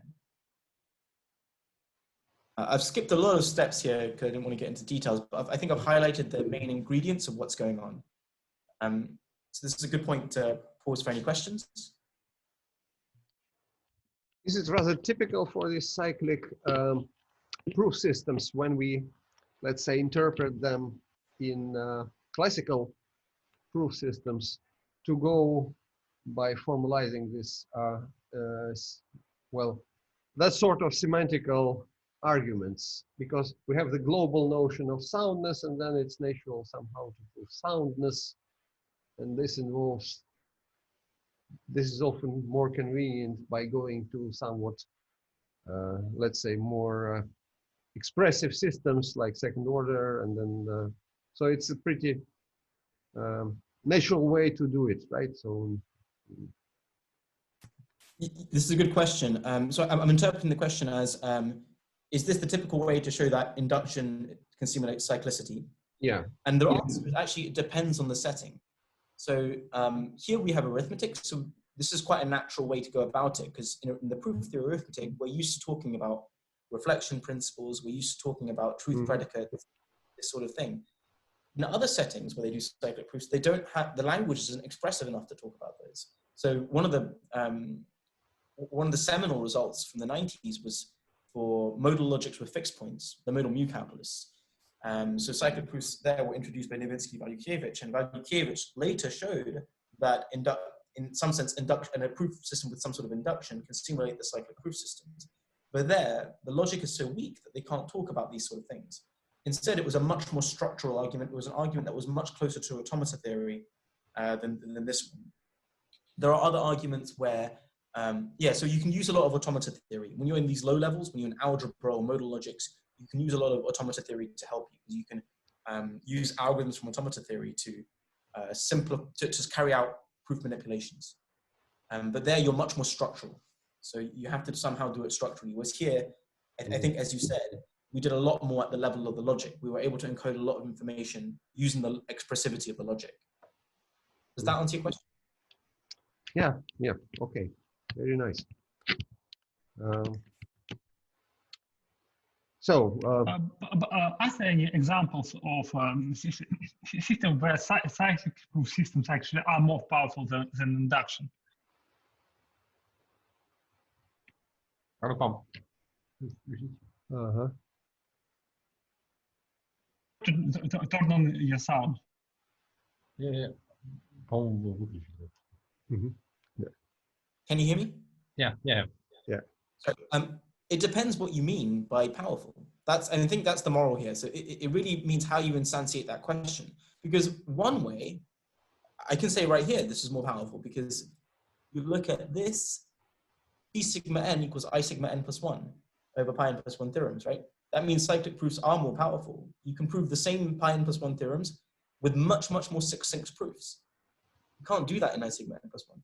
Okay, but if you think that might not be the right question. Maybe the question I think that is even stronger than this result is a result of Baradi and Tatsuta from 17, where they showed that for a particular signature, for a particular vocabulary, the first order logic over that vocabulary with a particular set of inductively defined predicates, no matter what quantifiers you use, the inductive system cannot prove something that the cyclic system can prove. And actually, that's quite a clever thing they did, because the way they did that was, you can see, even though this result wasn't known then, you can see that in the background, this would have been a barrier to it, but the calculus, the logic they use actually has quantifier elimination.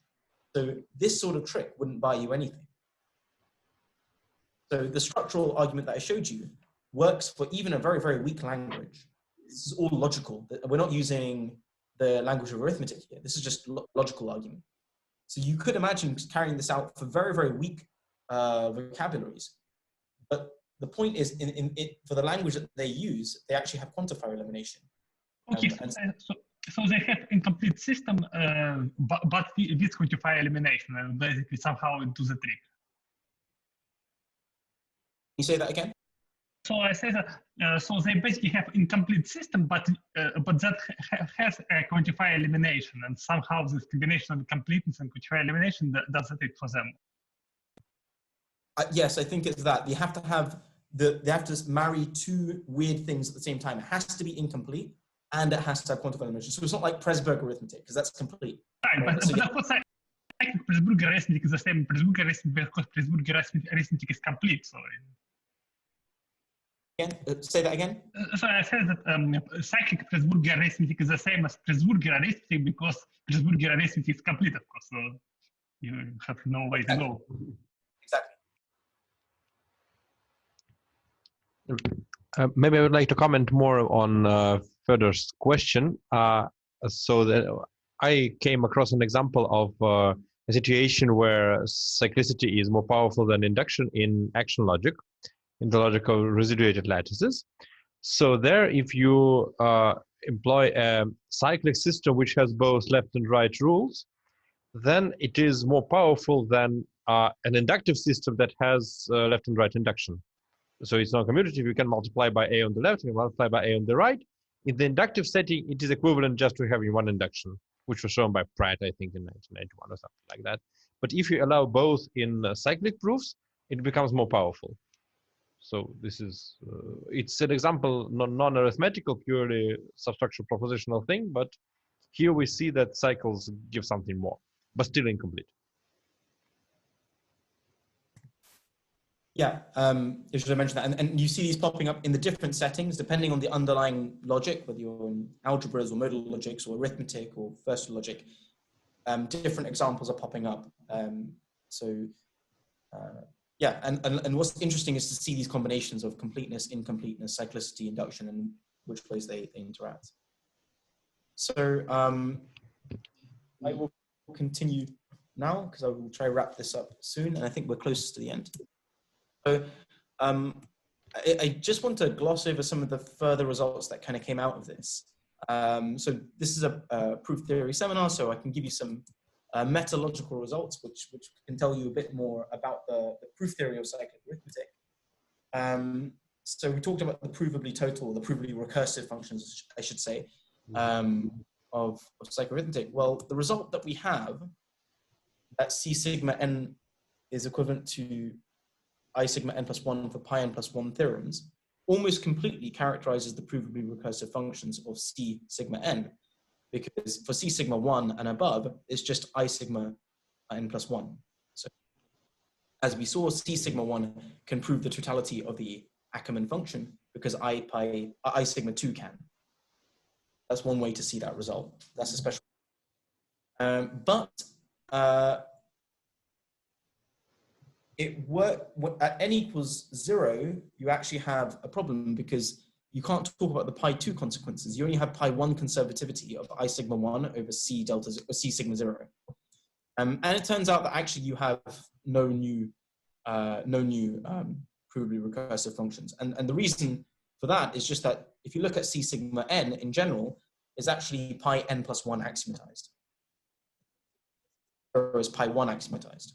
And so just classical techniques in the proof theory arithmetic give us that it has no more provably recursive functions. Now it does have different pi 1 theorems. It has all the pi 1 theorems of I sigma 1.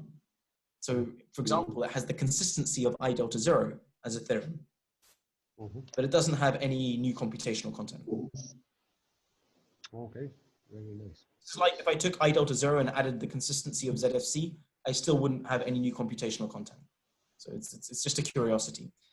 So in fact, then, is it equivalent to, oh, again, it's the same question I asked. So it is pi 1 conservativity, but it does not, but it properly extends pi 1 theorems of I sigma 1, right?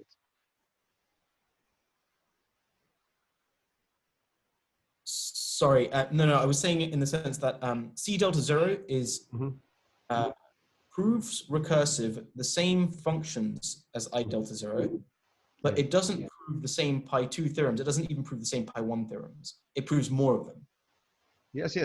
I was asking about pi 0, 1 theorems, not pi 2 theorems. So if one looks at pi 1 theorems of C delta 0, so does it follow that C delta 0 is simply the pi 1 fragment of I sigma 1? Yes, it is. But it doesn't follow. But it doesn't follow from your previous result that C, let's say sigma n is a pi n plus 1 fragment of I sigma n plus 1 because it's. No, it does. It does follow. So you can state all those previous results in the following way: C sigma n is just the pi n plus 1 consequences of I sigma n plus 1, which is a well-known theory. Oh, okay. I think that's okay. Because you cannot syntactically prove anything more there. Of course. Yeah. So one way to understand this is that we just have an interesting calculus for the theory that is pi n plus 1 consequences of I sigma n plus 1. But the interesting distinguishing aspect here is even though that gives us an offset for the provably recursive functions at every quantifier level, we don't get the offset at 0 because of Harrick's theorem for bounded theories. Even though even though C delta 0 is not conservative over I delta 0, even for pi1 theorems, they do prove the same functions recursive, but they might have different programs for those functions. Yeah. So in particular, C delta 0 proves the consistency of I delta 0. Yeah.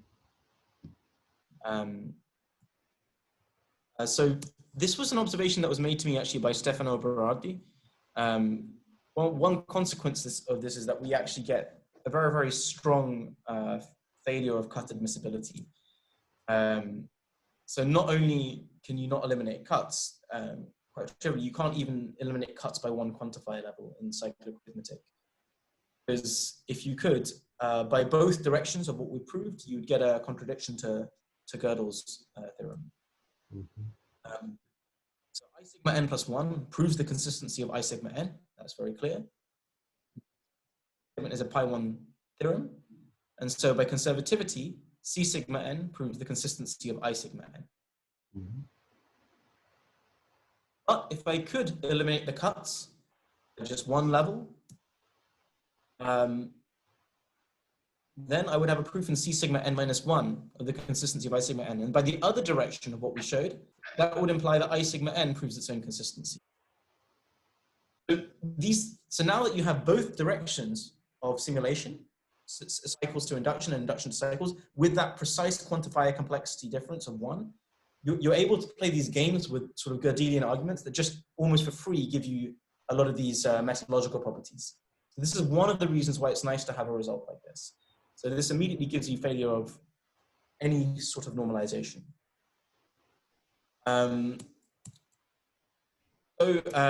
You asked Lev about the logical strength, and you can actually frame these results that I've shown in terms of logical strength. We have following that I sigma n plus 2 proves the pi n plus 1 reflection principle for C sigma n. This kind of just falls out of analysis of the arguments. So when you analyze the uniform argument that we made, we get this. The question is, can you improve this?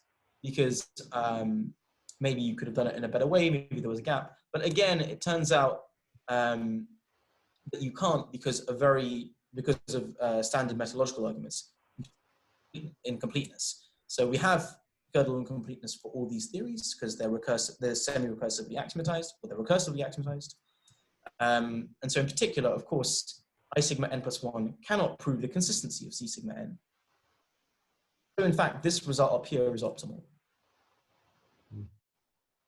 So I sigma n plus 2 is the optimal theory for proving the soundness or consistency of C sigma n. Even though we had an offset by 1 for provability, I sigma n plus 1 and C sigma n were about the same. Their metalogical properties are offset by 2. Well, not offset by 2. No, it's what you expect, actually. It's what you expect. They're about the same, and so you need one more level. You need I sigma n plus 2.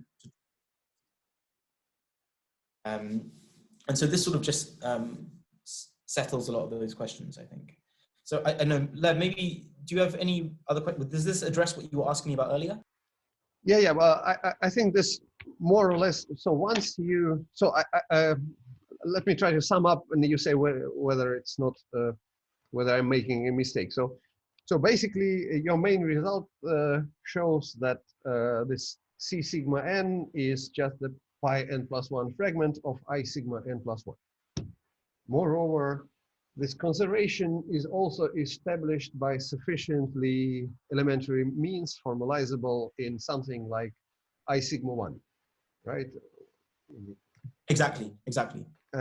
Okay, this means that we already know everything about reflections and everything because it's more or less these fragments are standard. So you've shown that they're equivalent to standard fragments. Therefore, let's say this is all within well-known and situation. So considering reflection, consistency, etc., no surprises will come out there. So that's Yes, that's precisely true. And the thing that you said was precisely on the point. The point was that formalizing everything I showed was doable in I sigma 1, because the only funny stuff that happened was this free cut elimination argument, and that's already weaker than I sigma 1. That's just super exponentiation. Yeah. So precisely for that reason that all of this falls out, as you say. Okay. So I want to finish up by stating one sort of curious consequence of some of these results, which doesn't have anything to do with cyclic proofs, but I just wanted to state it, which is something called Mcnaughton's theorem. So this Mcnaughton's theorem is the following. It says that for every Buki automaton, you can actually get a sort of deterministic version of it. Now, usually for finite state automaton, you can determinize any finite state automaton using the power set construction. For Buki automaton, it's no longer true. This class of deterministic Buki automaton is strictly weaker than the class of all Buki automaton. However, if you strengthen the acceptance condition, you can determinize. So there's a class of automata called Muller automata or street automata or parity automata. All of these are equivalent, but they're all strictly stronger than Buki automata when the data structure is deterministic. I don't want to get into all the details here because I think also I've taken a lot of time. And what I do want to say is the following consequence of these results, which was left open in the work of Kolodziejczyk, Pradik, Skripczak, and Michalewski. They weren't sure whether RCA 0 could prove Mcnaughton's theorem. And we get a partial result here that a certain formulation of Mcnaughton's theorem is not provable in RCA 0. And what's interesting is this actually falls out of the metalogical arguments that we were talking about. The basic idea is you can carry out, if you could prove Mcnaughton's theorem, then you can actually use that as a black box for carrying out a lot of the mathematics that we already did. You can get a proof checker using that theorem that is already doable in RCA 0 uniformly. Using that, we could already formalize the consistency of C delta 0 in I sigma 1. That would contradict the incompleteness result that we just saw. It turns out that we actually answered this open question on the reverse mathematics of automata theory that has nothing to do with cyclic proofs, and it kind of just fell out. Now, obviously, there must be a way to do this more inlined, but I thought it was a curious consequence. I haven't gotten around to seeing how to state this in the right way without using cyclic proof. Very nice, yes. It's nice to have such consequences coming out of your theory. Yeah, no, I was very happy with that. I mean, it turns out I had to work a lot on this automata theory anyway, so it was nice to have this come out. And actually, it came out by accident because originally I was trying to improve one of the results, and it turned out I couldn't, and I showed that it couldn't be done by assuming this. This was not known before, and I do think it can be done in a more inlined way. I just haven't. So maybe to conclude, I think we're coming towards the end of the session, so it's a good timing. Before I conclude, I just want to talk about a little bit about what I'm working on now. I just have one slide on this, and this is about trying to bridge these sort of different worlds of cyclic proof theory. So at the moment, I mean, Stefan works a lot on algebraic logics like action lattices, linear algebras, linear lattices. Daniel and Yuri have been working on modal logics to extend provability logic. People are working on lots of different things, and I think in logic, in the traditions of logic, what has been most interesting in the way I've interacted with it is the fact that we have nice translations and interpretations between different settings. And this is currently lacking in the cyclic proof world. And this is one of the things I'm trying to establish over at the moment. And one particular very natural thing for a proof theorist to think about is proof interpretations. So computational proof theorists, structural proof theorists are always thinking of the computational content of proofs. And this leads us to a very fundamental bridge between fragments of arithmetic, for example, and type systems, programming languages, which is another part of proof theory via the Curry-Howard correspondence. This is one of the questions I'm looking at the moment. What about cyclic versions of Gödel's system T? Here, instead of construed as a programming language, instead of induction, we have recursion. You can imagine the typing derivation for a program allows cycles instead of having a recursion rule like you would usually have. And this is work in progress. This has already been advanced much by the Lyonese school, so people like Damien Pousse, Denis Kuperberg, and Laureline Pinot. And it looks like we have good fragments of this. And what's interesting is the same sort of succinctness improvement that we saw in the arithmetic setting looks like it's being mirrored over there, but for slightly different reasons. So just for example, without giving any definitions, here's a type level 0 typing derivation of the Ackermann-Peter function. That looks very, very similar. Now again, for a very similar reason, for textbook reasons now, we know that this can't exist because also we know that type 0 derivations are the same as I sigma 1 proofs. This is very well known. This was Parsons, Howard, these kind of people did this stuff. But the question is, can we get the exact same correspondence? And that's some work I'm doing at the moment. So the question is, does cyclic T, under some suitable definition, exhibit an exact one-level improvement over T? And the work in progress is a dialectica-style functional interpretation of cyclic arithmetic.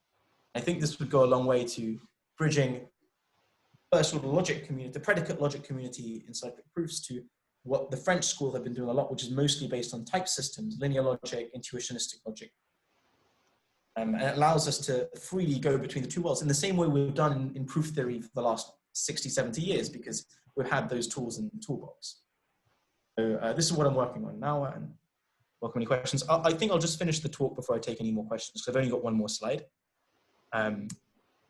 Just to summarize, again, this is another way to state the main result, which is we've already covered. C sigma n is precisely the pi n plus 1 consequences of I sigma n plus 1, and this is an optimal result. PA exponentially simulates CA, CA polynomially simulates PA, and this is optimal unless there's a more efficient way to check cyclic proof soundness. I should have updated these slides because recent results show that there's not a more optimal way to check it. We just have to check that the same argument works in this logic. So I think we do have a conditional result now, actually. Yes, I think we might have, sorry, I think I didn't say that before, but now I've just, a switch flipped in my mind. I think we might have a conditional result. Details have to be checked. Okay, so completely unrelated to cyclic proofs, what's the logical strength of Mcnaughton's theorem in general? The version I gave actually was non-uniform. It works for any explicit determinization construction. It doesn't prove the full reverse mathematics formation. Part of this is just because talking about infinitely occurring things is quite hard to do in I sigma 1 or I sigma 0 because you don't have pigeonhole principle. You have to be careful about the way you formulate it. So it's not a very robust statement. Anyway, it's an interesting question. So I think I finish here. I have nothing else to say. So thank you for your attention. Okay, thank you very much. Anyone else for questions? So I have one more question. Yes. Yes. So there is this. So you have this formulation of cyclic arithmetic where you can. I think it's called trace condition. Is that so? You should have essentially have this sequence of terms and then they provably decrease. But of course, I think you could formulate a different version. So, for example, where you do require so that this on this critical step where your value decreases, instead of say that one term is smaller than the other term, you could require that one term is the successor of the other term. That would suffice, yes. Yeah. Okay. Yeah. But so is there some? But yeah. So it's more. At least it seems to be more or less the same. But yeah. So, but how simple is this connection? So, because of course, I guess it would be a counterpart of the fact that usual arithmetic could be formulated by induction or by this version or by transfer induction. I guess so. When you have. So as a premise, it's immediate.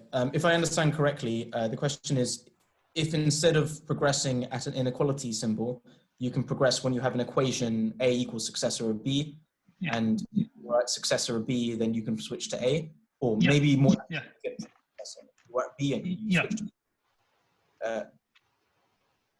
So it is the same system, right? Yeah, it's really the same okay, system. it should be fast, yes. You can just introduce new terms, saying something like you had a bound, so if B was greater than A, then you actually know that then you know that A is less than or equal to the predecessor of B, and successor of predecessor of B equals B. You can switch at that point. You can just add extra formulas everywhere. And, okay, yeah. But I think maybe another way to phrase this is you could have more built into the logic. You could have other orders built into the logic, not just the natural number order. All right. Yes. And this, you can get, if you do this, you can get into this whole sort of trade-off things, which is, I think, now very well understood for usual arithmetic, where induction on more complex orders can be used, and you can trade that complexity off for logical complexity or for recursion complexity. Yeah, no, I mean, sure, if you take an order with the order type with, I don't know, something insane, for example, gamma 0 or whatever, of course you could get much more power. Towers of omega, every time you go up a tower, you can trade that off by exactly one quantifier complexity. Yeah, sure. This is quite, you can play this game.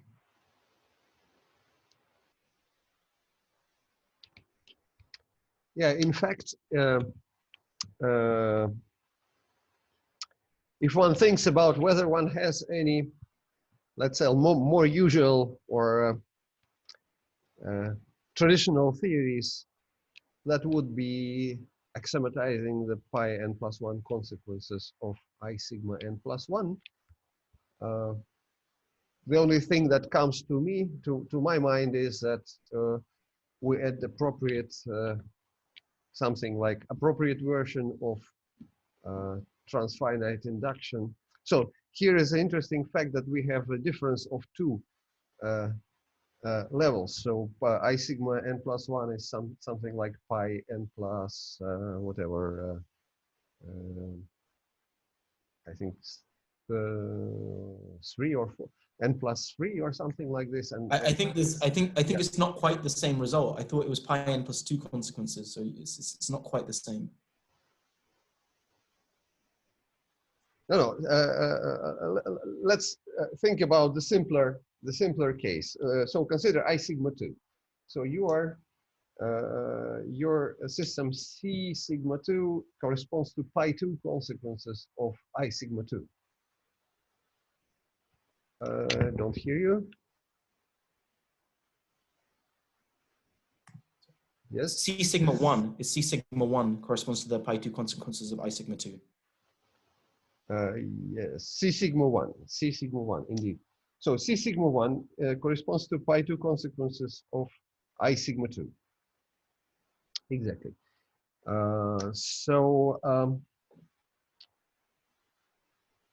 What would be the usual theory? So I sigma 2 has this, corresponds to this proof theoretic ordinal, which is something like omega to the omega to the omega. 3 powers of omega. So which would mean that appropriate transfinite induction would be. So pi 2 consequences of I sigma 2 would be something like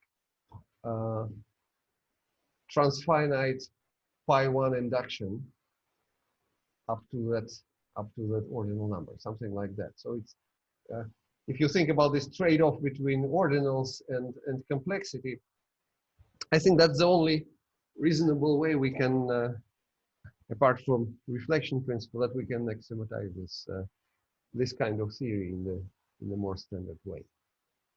So maybe one can use some of these techniques to get another proof of one or another direction in your result, but of course this is a bit speculative, so to say. Yeah, I think to address that, I don't preclude the possibility that I think there could have been easier ways to get to this result. So one particular thing I think could be possible is the first result. You could have gotten around using free cut elimination, because maybe some already known conservativity could have been used as a black box. Mm-hmm. So I'm thinking in particular of something like the induction rule of Parsons.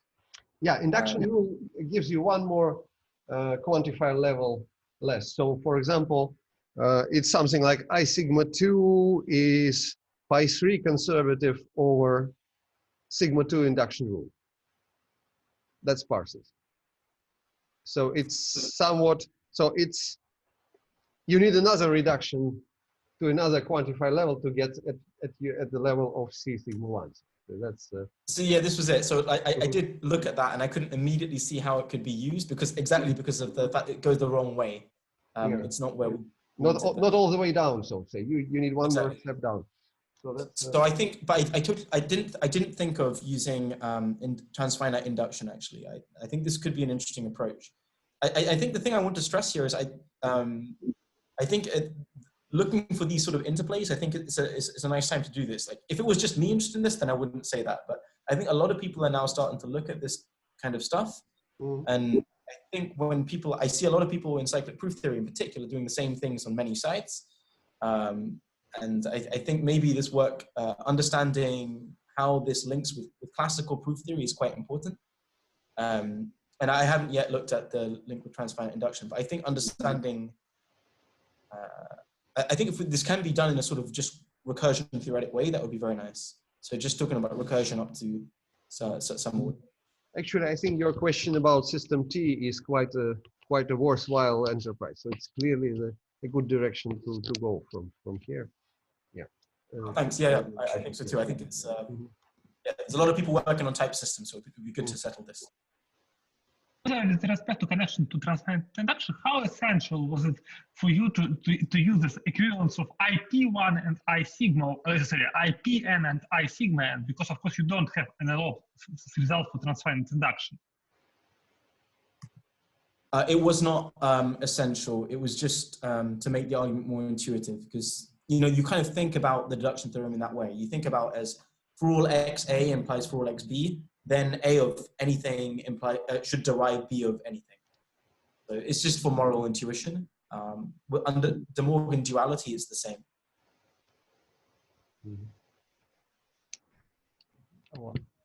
I have one more question, just maybe about the basic Simpson system. What was quite strange for me when I came across it, that they use at each step of this progression of the trace, they allow inequality instead of just going to the successor or predecessor of a number. So it doesn't look like the structural induction of natural numbers. It looks like more than full induction. So well, I would just want to comment on that. Yeah, so notice that so one of the reasons why it's not significant at this level of granularity is because if you look at normal Peano arithmetic, full induction and successor induction are equivalent. You just need to introduce another bounded quantifier for this, right? So if you wanted to encode full induction using successor induction, you can just come up with a new inductive predicate that has just one bounded quantifier at the front. Yes, but this is on the level of induction systems, but in the cyclic systems we have the same. Oh, I see.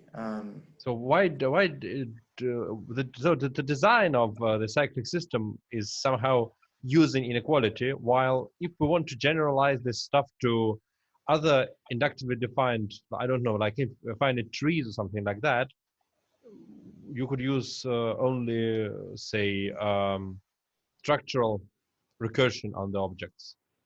But now you should go from a natural number to the previous natural number, or say from a tree to its, say, subtrees or something like that, but not just something which is smaller in this more powerful ordering. I see your point. I hadn't thought about whether it was natural or not. I mean, for trees, you could also have, you also have a notion of order for trees. But yeah, you have it, but it's in general, it looks like you do cyclicity on a different, say, yes. Different way of reducing than is the natural reducing by structure. I think I agree with that, actually. Yeah, you're right. Will it be equivalent or it's weaker or something like that if we just allow going to previous one?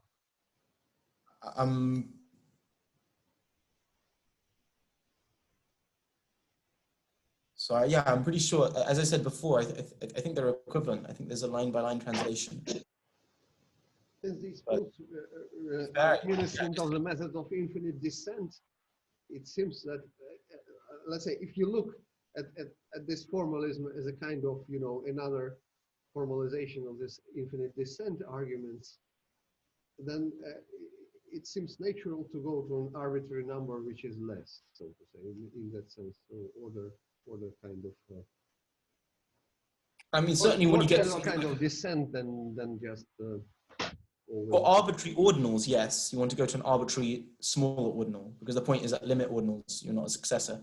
But here, for finite data structures like natural numbers and trees, which I think is what Stefan was talking about, you know, for example, if you look at something like recursion, you always do recursion structurally. You have a successor step. So if you wanted to do something like a proof interpretation to system T, your recursion in system T is a successor recursion. So maybe this is the point. So yeah. No, I understood what Stefan asked. There is a point in this, but my, let's say, counter argument was think about Fermat, you know, and the method of infinite descent. Forget about structural induction, because that's your computer science education interfering. So, I mean, the power of Fermat's method was actually that he was able to go not to the previous number, but a few numbers less, so to say. That's, I mean, methodologically, that was a good point. No, but my question was whether they're equivalent or not. So if they're equivalent, then this argument has no meaning, actually, because if not, then it's an interesting point. At the technical level, I don't think the strength of the system changes by using a successor rather than strictly less than. I didn't do the details, but yeah, I think the details should it was plausible. It was plausible, absolutely. But maybe my question was that if you generalize this to other sort of recursive structures, then structural recursion is a more robust to this change. Sure. Yes. Okay. Yeah, there is something in this point too. Okay, I think that was a very interesting talk, especially because it intersects with many people working in our group on somehow similar questions. Daniel, you don't have any questions? Yes, I have a question. Okay. Anupam, what do you think, maybe in what sense or how we could consider cut elimination for arithmetic with non-well-founded proofs? Maybe. So we can't eliminate cut and cyclic fragments with restricted arithmetical complexity, but maybe we could imagine some more some class of non-well-founded proofs which could capture cyclic proofs with cuts. What do you think about it?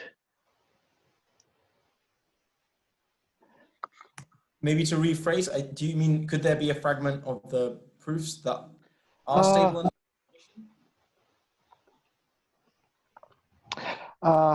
my question was, is there any sense in how we can consider cuts? Maybe is there an idea how we can eliminate cut and obtain systems for arithmetic without cuts? I mean, cuts are inbuilt in these cyclic fragments of arithmetic. Is there an image or an idea how we can obtain cut-free systems? I think, so okay, firstly, without cyclicity, if you don't care about cyclicity, like regularity, then it's not published, but there are forms of cut elimination. Well, you can do something like Mint's continuous cut elimination, actually, but this does not preserve regularity of the proof. The question I think that you're asking is, what can we say about the cut-free cyclic proofs? And I don't think the results in my work have sufficient granularity to say something there. One thing that's thematically relevant there is that there is this idea or feeling in the cyclic proof community, in the proof search community in cyclic proofs, that we don't need cuts as much when we do cyclic proof search. So the London crowd, James Brotherson and his group, they have a theorem prover called Cyclist. And the idea is actually that searching for proofs there is a lot more efficient because they can much more easily find cut-free proofs of things. In a way, this is thematically relevant to the fact that you need less quantifier complexity in arithmetic when you've got cyclic proofs. It means you don't have to guess something more complicated. That's, I think, one of the moral stories here. Whether you can state that as a formal result for what you can do with the cut-free proofs, I don't know. And I think that's a very interesting question. Exactly how strong are the cut-free cyclic proofs? Logical complexity is too coarse to measure that. So one has to be, it's a more fine-grained question yet again, and I think it's an interesting question. Is that what you were asking about? I asked a little bit different question. Yes, we can imagine a kind of continuous cut elimination for regular proofs with cuts. And yes, this procedure doesn't preserve regularity, but whether we understand which class of non-well-founded arithmetical proofs will be obtained during this continuous cut elimination. So I think I understand now. Yes, you're talking about the image of cut elimination. I think this is a very interesting question. I don't think it's fully well understood yet. And of course, by the way, I think, as you know, it depends on the underlying logic, right? If you're in something like a propositional logic, sometimes you do get regularity at the end, like in your work on extensions of Gödel logic. I think in general, what is the image of cut elimination?